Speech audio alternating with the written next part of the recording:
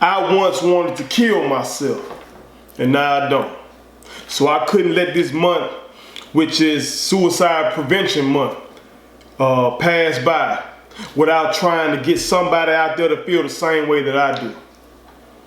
I don't want you to kill yourself. I don't want you to leave this world and leave your loved ones behind. You may feel like you have no loved ones. So I just don't want you to give up on yourself. I don't want you to lose hope, because that's how I felt when I wanted to leave here. I had lost all hope. You feel me? But I know there are people out there that feel the exact same way that I felt, because last year I put a record out called Only God Knows. And I marketed that record around the world. And people around the world were feeling the same thing, because we go through the same thing. You know what I'm saying? In terms of we deal with life's struggles. Those struggles may vary, but we all deal with some kind of struggle. We all face our fears. We all face anxieties. We all have pressure to achieve, or just pressure to survive, pressure to overcome. So many of us feel left out. We feel left out by our families. We feel left out by society. We feel left out in the economy. And we just want to be seen, or we want to be heard. We want to be understood. We want to not be picked on. You want to not be bullied. We want to not have to fight and say that we matter.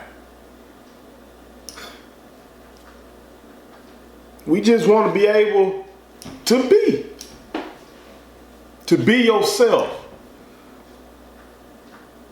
Well, I'm telling y'all right now, you are not alone. If you feel like that, you are not alone. If you go to Facebook, or if you're watching this on Facebook, you can type in first letter, Only God Knows. Make sure you put the $ in it. And you'll see. Look at the comments. Look at all the people going through the same shit. I wish I could show you my inbox. Show you what people said, to let you know you're not alone. You looking at somebody right now that feels you. You understand? I really was there. I really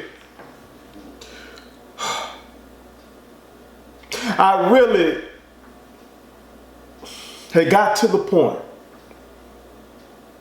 like that this side of my head would just get real tense. Just real tense. And I had convinced myself that the way to deal with that tension was to get the gun that was at my home and put it to my temple. Pull the trigger and release that pain. That's what I had told myself. Every time I got that tension, I wanted to relieve the pain. You see what I'm saying? It's like, to me, that was logical. I'm hurting, and this will stop the hurting. I'm hopeless, so what's the point of life? There's no sense of me trying to fight to stay alive. I might as well get this shit over with. That's what I was thinking. Because at the time for me, I was facing possibly 5 years in prison after defending myself against police aggression. I was charged with felony assault on a police officer, which eventually got reduced to misdemeanor. which still was bullshit because I was innocent. I was facing the decline in health of my mother and grandmother,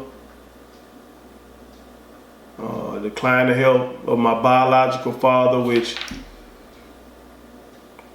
no, I didn't have a relationship with him, but still that biology to know that that's you, you know, that part of you is starting to go downhill. That shit makes you feel something.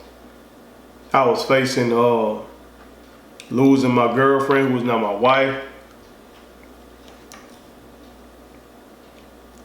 And ultimately, I was facing racism.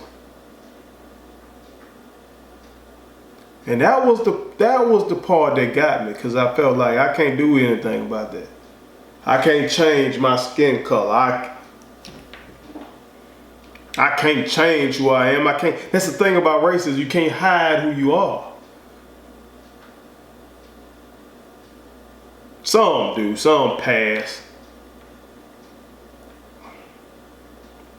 And motherfuckers say, oh, you light skin, you yellow, whatever, shit. You don't look at me and say I'm anything else but a black man. And so I had lost hope. But I sought therapy. I was in college at the time. Actually, I had started graduate school and was lied to by some people who said they were going to help me. Lied to by an individual who said he was going to help me go around the country and promote my music. If I came back to that particular school and was the face of their Black Studies program. I never saw that man again. So I'm down there and I'm facing all of this and I just couldn't take it. But since I have a degree in psychology and I knew the signs, I sought counseling. And that sister didn't do anything extraordinary. She just sat there and listened. She let me get it out. I don't know if she was judging me or not. It's her job. It was her job not to. But whatever the case, I got it out. She gave me steps to follow, techniques, things that other people had been telling me to do, but that I couldn't hear it from them. Either they didn't say it the right way, or I felt like they really weren't feeling me. They weren't understanding what I was talking about.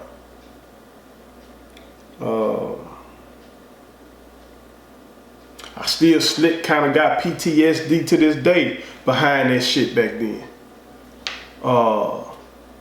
From the police incident, like I was telling my brother the other day, shit. If I play with my daughter, I still cannot let her, let's say we playing cops and robbers or some shit like that. I still cannot let her put my hands behind my back like I'm being arrested. That shit still fuck with me because of what happened to me that night. When it comes to promoting videos and posting videos across all my social media platforms and shit like that, I deal with comments everywhere except for YouTube.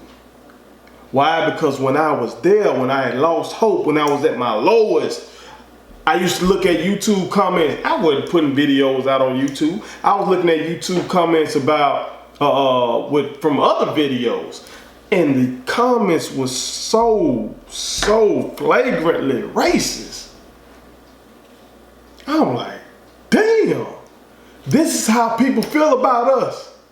And with the anonymity on YouTube, you know what I'm saying? The vitriol was really like crazy. It wasn't like, it's not like Facebook when you got your name on it. Or these other platforms where, yeah, you might trick out your name, but still you got like a picture of yourself and you got posts that you made yourself and pictures of yourself, and people can kind of really gauge who you are. And if you say some fuck shit, they can come back at you. Well, nah, the anonymity of YouTube had people so flagrantly racist and hateful, bigoted. That shit used to fuck me up back then. to add in all the other shit I was facing in person. So I lost hope. But again, I sought help. They made me sign a contract saying that I would not kill myself. Now, ultimately, that's bullshit, right? Contract. How you gonna hold me to this contract? But it's the act of doing that and the act of putting two of my brothers' names down on that paper and promising that I would call them before I harmed myself was very, very, very impactful. Because I felt like I had something to live up to. And I got past that. I still had my moments now. I still had my moments. But when I had my son, see, I suffered my wife and I suffered a miscarriage at first. And long live my baby, 2 months. But when my son Amari made it, and he got here, and I saw him, that was my hope. My eternal hope. My eternal reason to be here. And then following that up, a couple years later with my daughter, I have my reasons, y'all. I got my hope. Okay? So what I need y'all to do, I need you to tap into your reasons. Tap into your hope. Maybe you don't have kids. Shit, maybe you don't have anyone. If you don't, feel free to hit me up on any one of my social media. Hit me up on Twitter at @first_realist. Hit me up on Instagram at @first_realist_100. Hit me up on Facebook, just first letter. Make sure you use the $. Hit me in the inbox or the DM. You have nobody, just hit me up and vent. I'm telling you, you gotta find your reason. And not saying that I'll be your reason, but at least I'll be somebody you can reach out to. At least I'll be somebody that you can say, like when I promised to write, when I wrote my brother's name down on that paper, and I promised that I would call them and give them a chance to talk me out of doing something to myself. I'm more than willing to be that person for you. Now, I've done it before. I've done it when I was in the classroom with students who were suicidal. I've done it now that I'm in business. I've had fans inbox me, real ones. I don't want to just call them fans. I've had real ones hit me up. I know this song saved some lives. And I thank God for giving me the words to this song. I thank God for Marcus Dozier, who sparked my creativity by producing the record. So by me putting this song out to the masses, I was able to save some lives. I know directly from this song, some people hit me up and I was able to converse with them and like, just give them some kind of solace. Now, I'm not going to give you any bullshit. I'm not going to sell you in a pie in the sky store. I'm not going to do any of that. I'm going to keep it real with you. And ultimately, that's what we need. Somebody that keeps it real with us. Somebody who genuinely cares. And if you're a real one, on my kids, I genuinely care about you. You feel me? So, don't lose hope. Be inspired. Believe in God, believe in yourself, and we gonna make it. I say we, cause shit, it's a never-ending story. You understand? When you feel that way, it's a never-ending story, cause you have those bouts of hopelessness. But we gonna make it. All right? I appreciate you. I love you. One. My kids wanted me to tell y'all to make sure you subscribe to my YouTube channel. Follow me across all social media platforms, like the videos, and share them. Did I forget anything? And turn on the post notifications. Y'all heard them. And also, visit Statement Tees, LLC.com and shop with us. That's Statement Tees. Every t-shirt you wear Makes a statement.